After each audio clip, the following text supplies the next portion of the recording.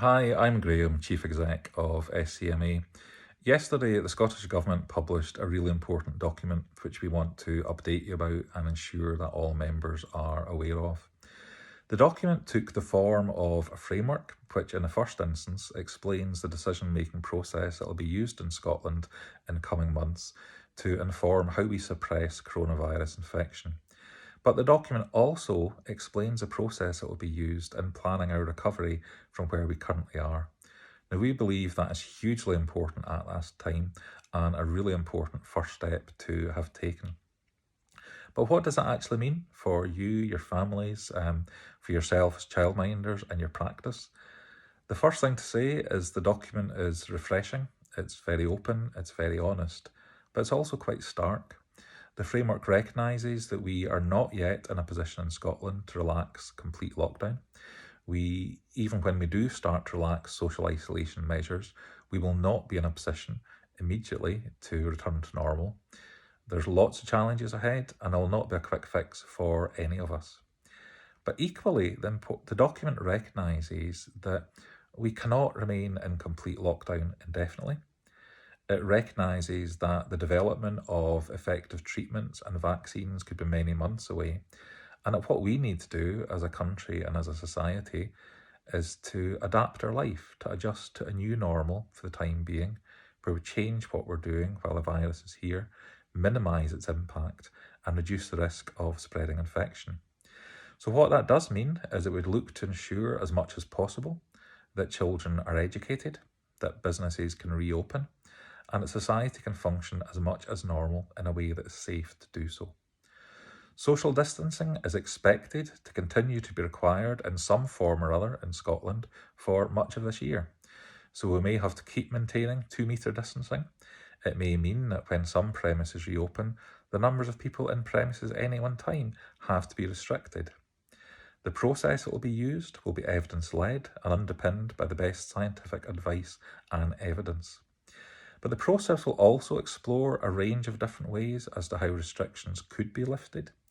They will look perhaps on a sectoral basis at how there could be gradual relaxation and reduction of social isolation measures.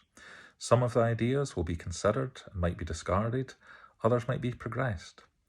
Now, this is just a framework, but we do recognise, and the Scottish Government is committed to producing more detailed plans which will come through in time.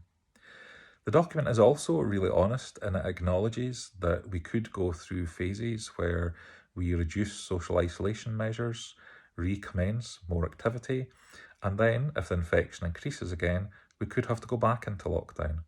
That's kind of the new reality of the position we could be in over the next year or so.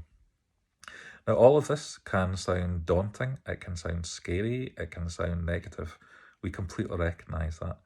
But we genuinely do believe that there are grounds for optimism at the moment.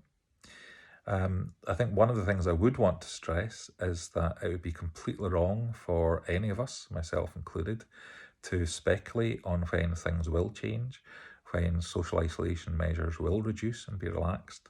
None of us know that yet. But looking ahead, I genuinely believe there are some real reasons as to why childminders should feel positive and have some optimism at this time. Childminding settings were one of the last areas to be affected by coronavirus before lockdown.